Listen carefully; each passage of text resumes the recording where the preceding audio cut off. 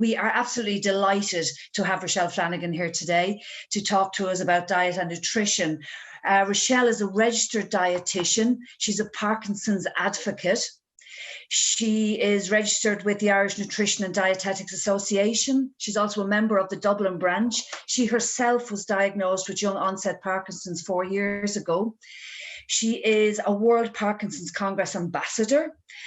She's a founding member of the PD Avengers, and she is passionate about diet and nutrition. So I won't take any more time up because we will hand over to Richelle. This is, we're really, really excited. I'm really looking forward to hearing your presentation, and thank you, Richelle, for your time. So good afternoon, everyone. It's fantastic to hear with you all on Parkinson's Awareness Week. So basically the title of the talk today is How Your Diet Can Help You Live Better with Parkinson's Disease. So just to start off, you know, my own journey with having been diagnosed with Parkinson's, and I've done a lot of research in terms of how diet could help me, but others as well. And I really feel it's kind of part, missing piece of the puzzle in terms of care of people with Parkinson's. And as a result, we actually did a survey of our Dublin members in terms of their nutrition. And I'm just going to share a couple of the results with you. So the survey basically showed that only 4 out of 10 people with Parkinson's who responded to the survey were weighed by their GP or neurologist. However, more than 60% of those who responded to the survey had actually lost weight unintentionally since their diagnosis. So there is a gap in care there in terms of, you know, our GPs and neurologists weighing people to make sure that they're not losing weight, because if you lose weight, it actually increases your risk of kind of progression of the disease and leaves you open to other issues. The other thing is that 30 to 40% of people reported difficulties with either holding their utensils or cutting or preparing food. 25% of you experienced problems with choking or coughing when swallowing food. 50% weren't taking a vitamin D supplement. And with regard to bowel problems, the most common problems people report were constipation, wind, and incomplete bowel movements, with 6 out of 10 people having constipation. So this sort of just highlights a lot of the kind of areas that people are struggling with in terms of their Parkinson's in relation to diet. So hence, I'm going to focus the topics today on gut function. I'm going to focus in around protein, and I'll explain why when I come to it, vitamin D and calcium, weight loss, and the importance of our swallow function.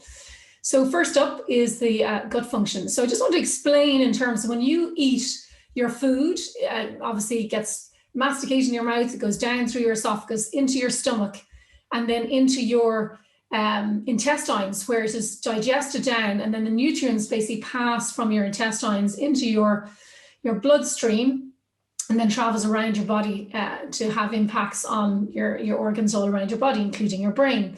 Similarly, in terms of many of you are on a medication called levodopa. Levodopa is the main source of dopamine that we take to replace the dopamine in our brain that we have lost and are losing with progression of Parkinson's. And so also your medication has to go down into your mouth, down your esophagus, into your stomach, and it has to get to your intestines. And from there, it's absorbed into your bloodstream in your gut, and then it travels up to your brain, to the blood-brain barrier, and then across the dopamine into your brain. So it's quite a long way it has to travel from the mouth to the brain. So in terms of the other thing I'm going to sort of talk about today is in terms of bacteria that's in our large bowel. And this bacteria can be what we call healthy or less healthy bacteria. And unfortunately, with constipation being a major symptom for people with Parkinson's, both prior to diagnosis and after diagnosis, with constipation, there can be a buildup of the less healthy bacteria. And research has shown that this unhealthy bacteria can actually interfere with the absorption and transfer of our levodopa to our brain. So it's just really important, I think, to kind of break that down into the basics of how important it is to make sure we get that little tablet to our intestines so that it can transfer up to our brain, where the levodopa actually helps them, the dopamine helps us to move easier and to reduce the amount of off episodes that people have and to reduce their symptoms. So just in terms of Paula mentioned that I'm a WPC ambassador. This is a congress that basically is the biggest congress in the world that involves not only researchers and healthcare providers, but also Parkinson's advocates and their family, and to learn about how you can help manage your symptoms better on a day-to-day basis, but also to try and push forward research to find, a way to slow progression and halt it, and hopefully find a cure.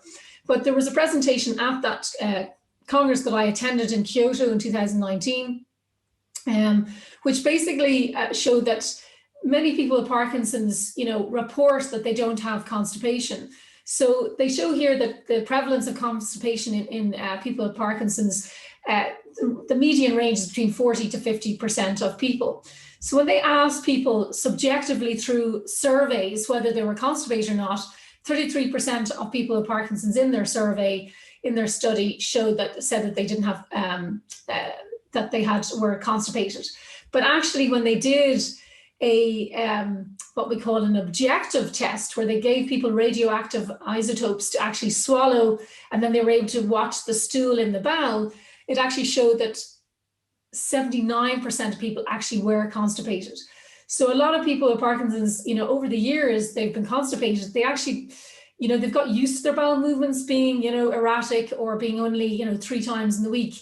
And this actually can exacerbate your symptoms. Obviously, there's also the effect of lack of dopamine. So when you don't have enough dopamine in your body, basically muscles all around your body don't work as well. So that's why your arm doesn't swing as well. And it also slows down the movement of your gut. And that's why we need the extra dopamine through our medication to help the gut to move as well.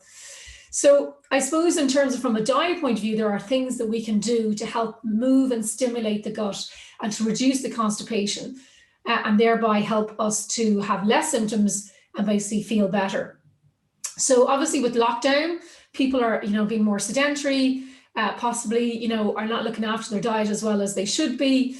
And so it's something to, really be mindful of. So in terms of helping to reduce constipation, you need to make sure you're getting in plenty of fiber. And that's 25 to 30 grams of fiber a day.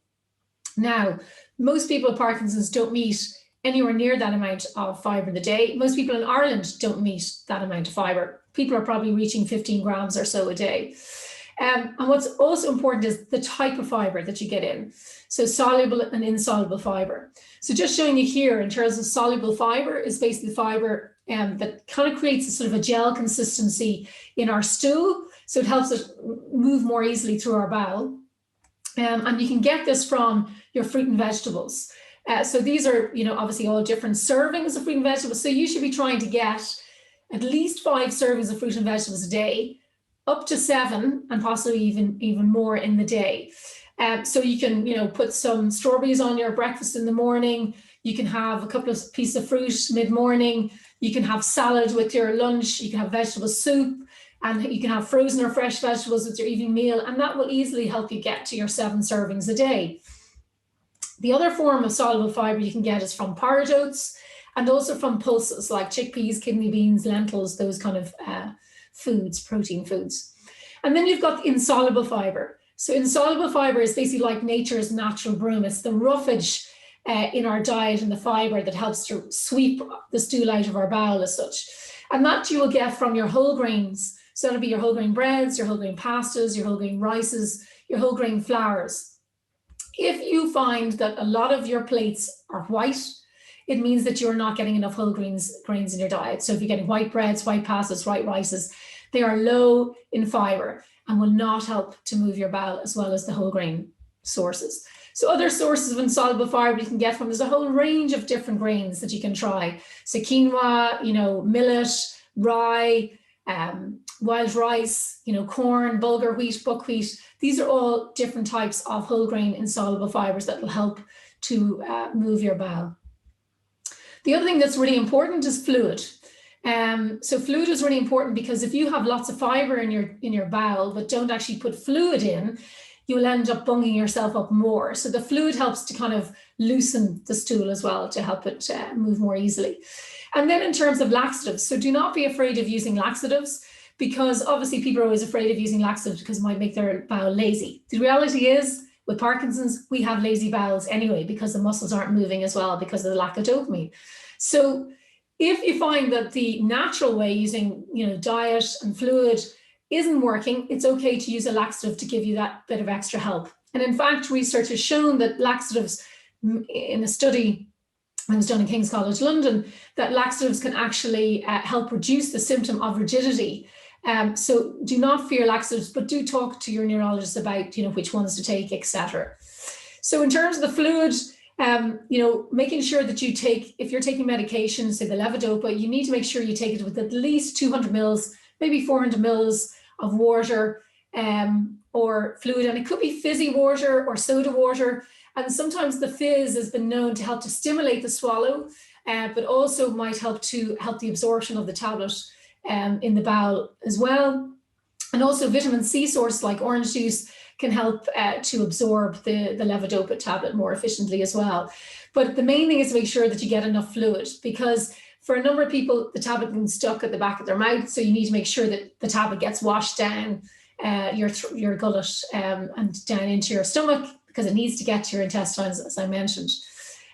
So in terms of fluid, you need to make sure that you're getting in 8 to 10 cups or glasses of fluid. That's about 200 mils per cup or glass per day. Now, if you're a bigger person and you're exercising, you're going to need more fluid than that. And it is known that people with Parkinson's tend to not realize that they are dehydrated or that they're thirsty. So again, it's kind of that, with Parkinson's, you can lose that sense of, you know, a bit like you don't notice your arms not swinging. Sometimes we don't notice that we're not drinking enough fluid. And for those of you who might have problems with saliva or drooling, it's often because you're forgetting to swallow. And so the saliva is coming out of your mouth rather than going down your throat. So that's where the fluid and the water can help to make sure that you're constantly, you know, swallowing your saliva. So the other thing is a tip to sort of check whether you're hydrated or not is to check your pee, you know. So I don't know how many of you might check the color of your urine in the morning, but if, you know, your urine is pale, plentiful and straw colored, then you are well hydrated. If, however, it's very dark and in color and it's not plentiful, then possibly you are dehydrated. And as I put there, I've often done this webinar and I've said night on the tiles to countries outside of Ireland, and they don't quite understand the term. But basically, if you're drinking alcohol, it can dehydrate you as well. So the other thing then is in terms of caffeine, you can use coffee as a form of fluid during the day, but keep it to a moderate amount, which is about 300 milligrams in the day, okay? And in terms of just being mindful that too much caffeine can cause restlessness, insomnia, tremors, obviously worsen tremors. It can cause, you know, a stress response, which is not good for our symptoms, increased blood pressure and our heartbeat, and increased gastric acid production, which is not good either. Sorry, it's my little daughter here in the room. So it's just to make sure that you don't get too much caffeine in your day, because obviously caffeine can remain in the bloodstream for up to 8 hours. So you need to avoid for at least 4 hours before bedtime, because as we know, a lot of people with Parkinson's can suffer from insomnia. So we don't want to worsen that by having too much caffeine before we go to bed. The other thing then, just in terms of alcohol can dehydrate you because it makes you go to the toilet. It also can deplete vitamin and mineral stores, which are important for Parkinson's. As I mentioned, dehydrate you, which can obviously worsen things like your constipation. It can affect your food choices, so you end up eating, you know, takeaway foods which aren't going to be high in fiber. And binge drinking can scupper our immune system, and we want to keep our immune system as healthy as possible for Parkinson's. So in terms of the amount of alcohol in a week, it should be no more than 17 standard drinks for a man or 11 standard drinks for a woman. And a standard drink is basically 100 mils of wine. It's pretty small. It is a glass of beer, so it'll be 200 mils, half a pint, or it'll be one shot of, you know, spirits. So the other thing I want to mention as well, in terms of kind of, you know, making sure that your levodopa gets to your brain, is that if you have a large meal that's high in fat foods and high in protein, it can slow down the digestion in your stomach of your meals. So that little tablet that is moved, that you've taken, the levodopa, it sits in your stomach and it slows it getting to your intestines if your meals are too high in fat and too large, amounts of meat in your meals. Okay, so basically, you're wondering why your symptoms, are worse after your meal. It's because of basically the meal possibly being too high in fat and too high in protein. Okay, which slows the tablet getting to your intestines. The other thing I want to mention about sort of content of your meals is that large meals, they're based on easily digestible foods. So I mentioned the white fibers, so white rice, white pasta, mashed potatoes, so basically it has less fiber in it, can lead to blood pressure drops. So what happens is some people suffer from a thing called orthostatic hypotension, which I have actually suffered from myself as a result of medication, actually. But I've always had low blood pressure, and I realize now it actually is a prodromal symptom of Parkinson's. So many of you might suffer from low blood pressure. So what happens when you have a really large meal that's based on a lot of really easily digestible carbohydrates, so you might have like lots of mashed potato with your meal, and then you finish off with the really sugary pie or something. And what happens is sometimes the bloodstream basically moves to the digestive system in your stomach to digest that food, and basically the blood pressure drops because the blood is moving from your brain to your stomach. So people feel dizzy after their large meals. So it's just for those of you who might suffer from that, to be aware that might be part of what's going on for your dizzy spells or feeling sort of extra tired after meals. The other thing I mentioned early on was about, the unhealthy bacteria in the gut. So the microbiome is basically the environment in the gut that can influence your health. And a lot of people are wondering about probiotics, but really there is more definitive research evidence that needs to take place before any of you should be taking probiotics off the shelves. And that is because research is showing that people with Parkinson's tend to have a high level of things called bifidobacteria and other types of bacteria that are quite common in a lot of the probiotics that are on the shelves in the health food stores and in the chemists. And actually, by taking those, we could be exacerbating our symptoms because they can interfere, one, with our medication, but two, they are associated with Parkinson's. So just at the moment, buyer beware. I would hold off taking any probiotics, but eating a diet rich in plant-based foods is associated with promoting healthy gut bacteria in people with Parkinson's. So, and those healthy gut bacteria are associated perhaps with slowing progression, but research needs to kind of back that up more. So just the other thing with regard to our gut health is that some people can suffer from a thing called Helicobacter pylori infection. It's associated with gastric ulcers, and basically it interferes with the levodopa medication absorption. It can also increase your risk of vitamin B12 deficiency, iron deficiency, and vitamin D deficiency. And small intestinal bacterial overgrowth is common in about a quarter of people with Parkinson's, which is where there's an overgrowth of the unhealthy bacteria. And it is associated again with interfering with levodopa absorption, that's your medication. It also can lead to vitamin B12 deficiency and possibly lead to vitamin D deficiency as well. And with regard to vitamin B12, a lot of people don't realize that the symptoms of vitamin B12 deficiency include things like headaches, fatigue, muscle weakness, balance problems, forgetfulness, depression, and neuropathies, where you kind of have tingling in your extremities and your hands and your feet. And also people, the longer they're on levodopa, actually can develop vitamin B12 deficiency. So you might think that your Parkinson's is progressing when actually it is that you are deficient in vitamin B12, which is causing a lot of symptoms similar to Parkinson's.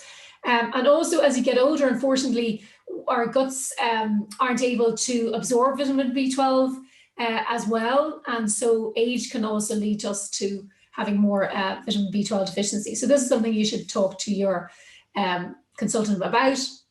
And also, if you find your symptoms are off and you have a lot of bowel issues, it's a good idea to get tested for Helicobacter pylori for sure, and potentially as well the small intestinal bowel overgrowth.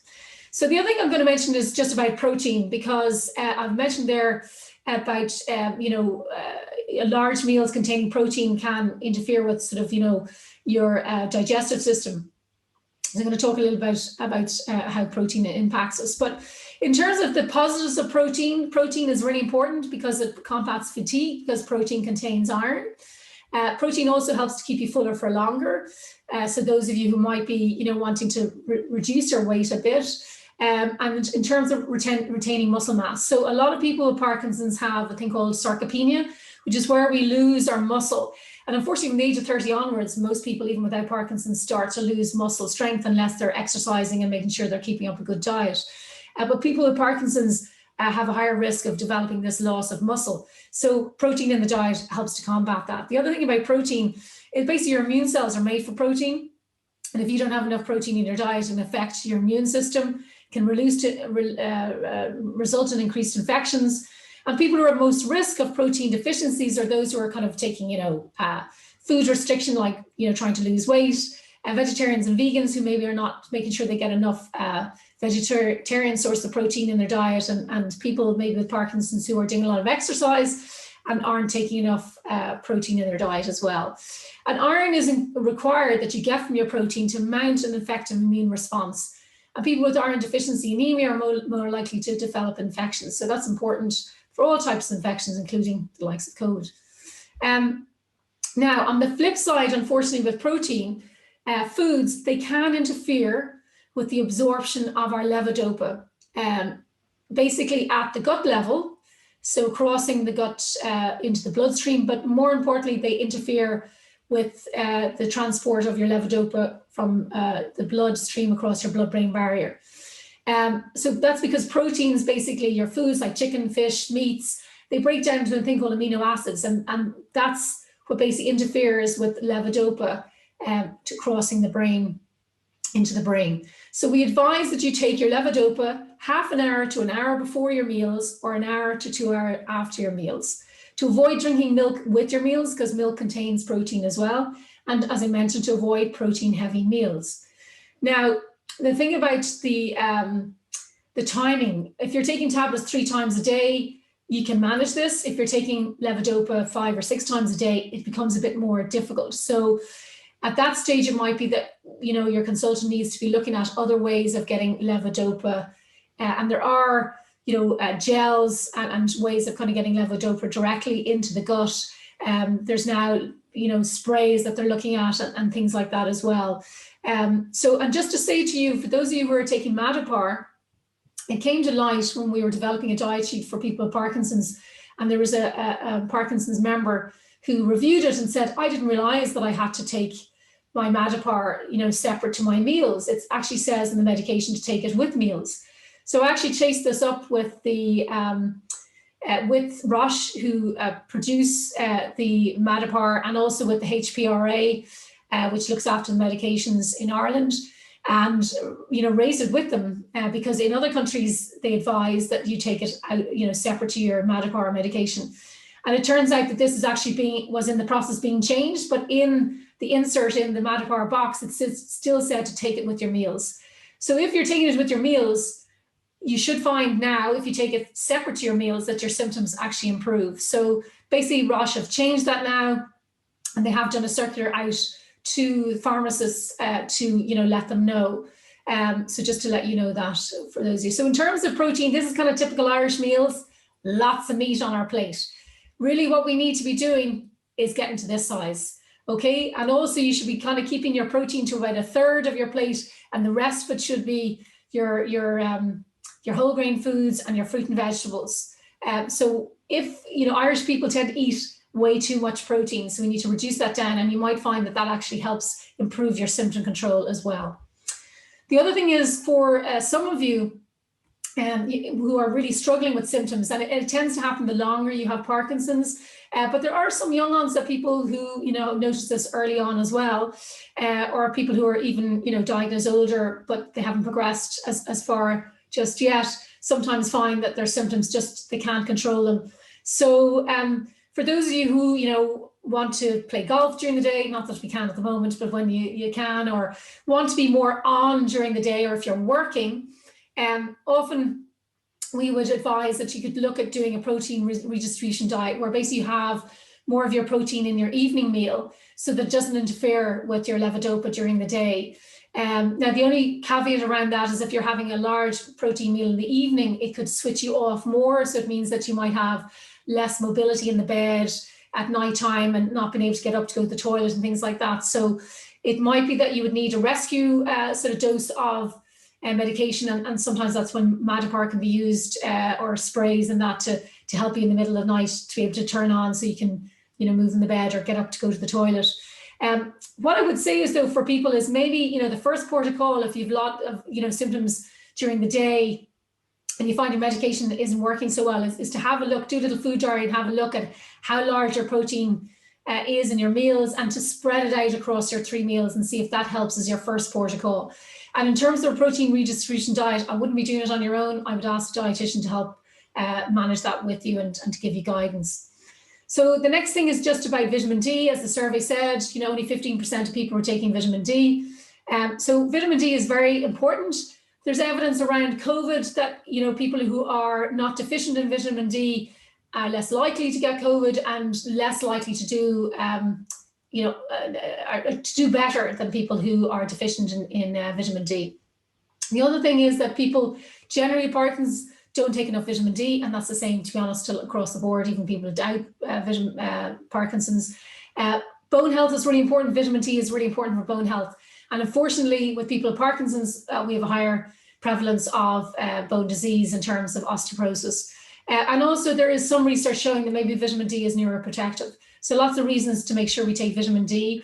It's crucial to mounting immune defense in our body. This shows you here in terms of the levels that, you know, need to be achieved to make sure that we are having enough vitamin D in our body. So you can get this checked with your GP to check if you are deficient, because if you're deficient, you're going to have to take extra high doses of vitamin D to bring you back up to a normal level. So I would advise any of you, before you start on vitamin D, to maybe get your vitamin D levels checked first to make sure we know what amount for you to take. There's a study, the Irish longitudinal study on aging, that basically showed that most people in Ireland are deficient, but in terms of older adults over 85, 47% are deficient in winter, 1 in 8 adults over 55 are deficient all year round, and 27% of 70s who were cocooning were likely to be deficient. So basically, if you are housebound or confined, obviously now with COVID, and people are not taking enough vitamin D. So currently over 91% of older adults do not take a vitamin D supplement during winter. And also people who are obese, physically inactive, asthma or chronic lung disease, or of ethnic minorities tend to basically not have enough vitamin D. So any of you who are over 65 and getting sunlight during the summertime, you can take 10 micrograms a day. However, if you take a high sun factor during the summer months, we advise that you take a supplement all year round of 10 micrograms. And also just on that, to say there, people with Parkinson's unfortunately have a higher risk of melanoma, skin cancer. So actually we should be using sunscreen. So I would be advising people with Parkinson's to take 10 micrograms of vitamin D every day.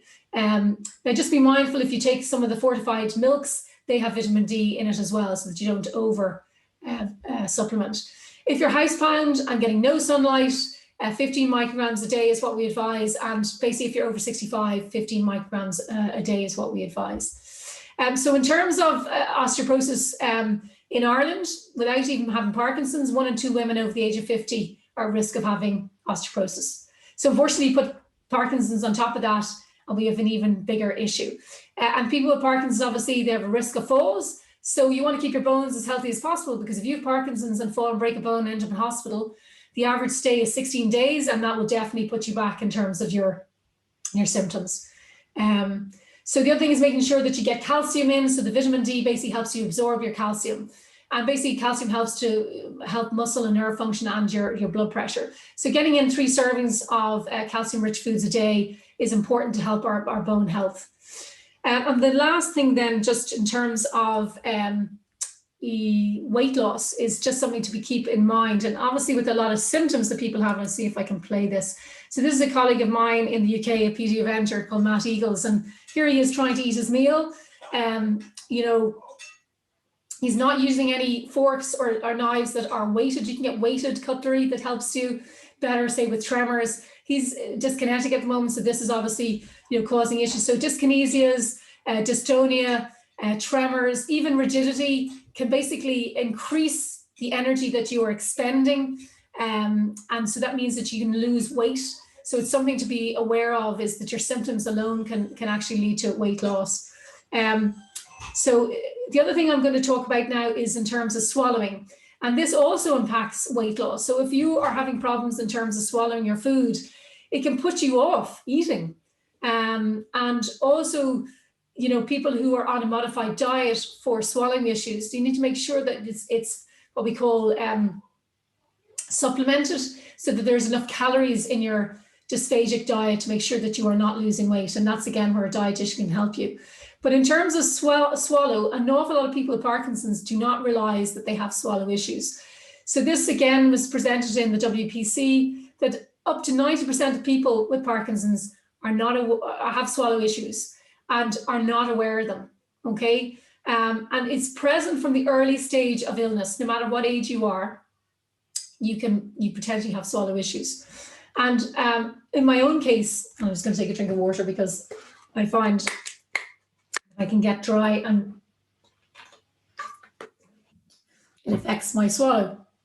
So basically, when I went to Kyoto, this lady who presented was a speech and language therapist, advised that we all get a baseline swallow assessment.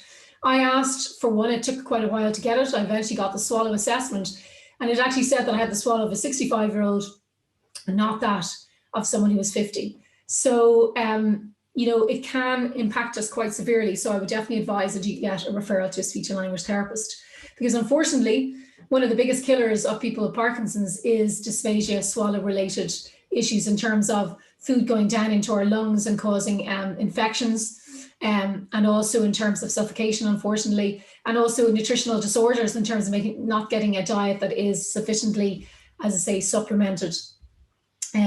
So just in terms of, you know, they're the kind of top areas that I mentioned, but there is, you know, the principle really is to make sure from a diet point of view that you have a good, healthy, balanced diet. And you can get on the healthpromotion.ie website your own sort of food pyramid, you know, diet sheet that can show you kind of the different types of foods that you need to take in and the different servings that you should take in on a daily basis. But what I would say is that the evidence would show at the moment that following a Mediterranean style diet is associated with preventing Parkinson's, and there is some evidence showing that perhaps it's going to help in terms of slowing progression. There was one study done in older people of a thing called the Mediterranean DASH diet, which actually showed that it did have signs of slowing progression in older people. So there's no, you know, negative from eating healthily. And so basically the addition to, say, the Irish food pyramid from a Mediterranean diet point of view is basically making sure you get plenty of olive oil in your diet. So eating olives, avocados, and using olive oil in your meals, in your cooking. Also making sure that you're getting oily fish like salmon, mackerel, etc. In your diet. And the Mediterranean diet does have alcohol in it, but as we know, we go, you know, to the Mediterranean countries, they're not like Ireland where they drink a whole bottle of wine with a meal. They'll have, you know, a small glass. And also making sure that, you know, in the Mediterranean diet, there's lots of fruits and vegetables. And again, when you go to Italy or Spain, you see lots of salads on their plates, lots of fish. And the other thing is making sure that you use nuts. So nuts are a good source of monounsaturated fats, which are good for us as well. But obviously, those of you who have swallow issues, just be mindful that they can cause problems. So just to kind of finish off in terms of to alert you that as a member of the INDI, the Irish Nutrition and Diet Institute, I got involved with the older persons group in the professional body to help devise or to produce a Parkinson's diet and nutrition guide for people with Parkinson's in association with Parkinson's Association. So that is now on the Parkinson's website. So it's a really good resource for you to refer to and for your families as well. So just to mention that tomorrow I'm speaking again, you'll be sick of me, but I'm actually focusing on the case of better nutritional care for people living with Parkinson's. So I'll be going through some of the evidence around the importance of nutrition and some of the the survey results as well in more detail. But I really advise you to come along to that session, because I know I met Gavin Duffy, who's one of the only 2 advanced practice nurses in Parkinson's in the country. He's based in Sligo, and he has a really interesting presentation lined up. And also in terms of the last presentation, which is around access to services, which was funded by the Parkinson's Association. I think it's really important that people with Parkinson's hear about that as well.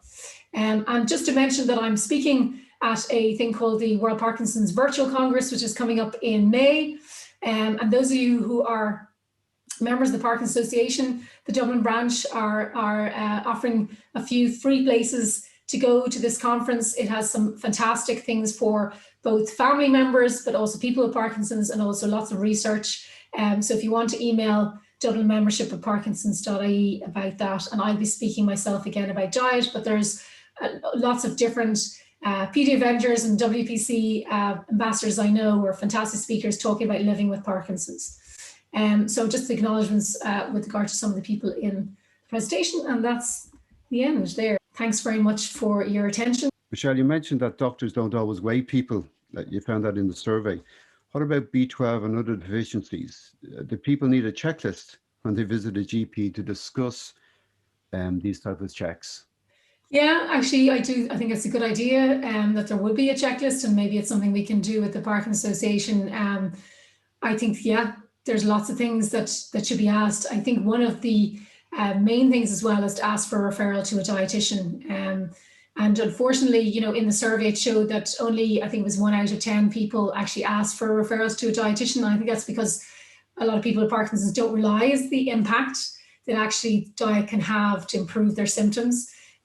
So yeah, absolutely. I would be asking for vitamin B12, vitamin D, folate as well, folic acid. I'd be checking that. I'd be checking your iron and your ferritin, which is your iron stores levels as well. Yeah. How many bowel movements per week constitute being constipated? So it's usually kind of less than 3 bowel movements a week. Okay. And ideally, though, with Parkinson's, you want to be moving your bowels every day. And you can do that through diet, but some people might need the extra help of a laxative. But I would be fairly sure that if you can get your bowels moving every day, that you will notice an improvement in your symptoms. Greetings from Lima. Just one question is with regards to vitamin D and B12. Yes. To get tested will take time. Could I go ahead and just purchase, and take the minimum amount each day? Yeah, I mean, certainly in terms of the vitamin D level that I'm, recommending there, so the 10 to 15 micrograms, it'll be fine, to take. And to be honest, if you're really deficient, it'd probably take a while to build that back up at that level a day anyway. So I wouldn't worry about that. In terms of the vitamin B12, you could take, just in a normal multivitamin. So what we call is the 100% of RDA. So not to take really high doses. Yeah. Because you don't want to kind of, cause issues by having too much vitamin B12 either. So you could do that again, just as a kind of a cover of base until you had the chance to get it checked. But if you're having any problems with sort of tingling in your hands and feet, it definitely is kind of more indicative of vitamin B12 deficiency. So it needs to be treated. And in that case, when you have it at that level, you actually need injections, because the tablets on their own won't be enough. Great, thank you very much. Hello, I wanted to ask you, you mentioned at the beginning that losing weight makes your symptoms worse. How come that is? So basically, in terms of losing weight, when we lose weight, we tend to not just lose fat, but we lose muscle. And if you lose muscle, basically you are weaker. So that's going to definitely affect, things like your balance, and in terms of risk of falls, and also in terms of the mechanism, they don't know exactly why, but definitely, excuse me, there is an association between weight loss and actually worsening of your progression as well. Okay, thank you. Are digestive enzymes any good for helping digestion? So it depends. So if you're someone, so I have celiac disease. So when you're diagnosed first with celiac disease, you can have a problem with lactose, so you can't digest, excuse me, the sugar properly. And so sometimes people need to go on lactose-free milk, or they can use a thing called lactase, which is the enzyme to help digest the dairy sugar.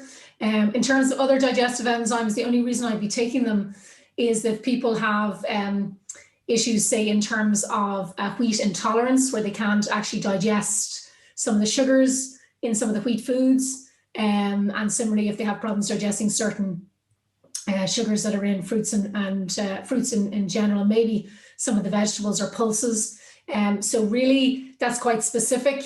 A dietitian would help you. And I suppose the question would be why someone would be thinking that they need to take digestive enzymes. Is it because they're having bowel issues? And if they're having bowel issues, is it because of SIBO? Is it because of Helicobacter pylori? Or is it because they have celiac disease? Because definitely I have seen a prevalence of celiac disease amongst people with Parkinson's. Whether they are actually related, I'm not too sure whether it's a coincidence.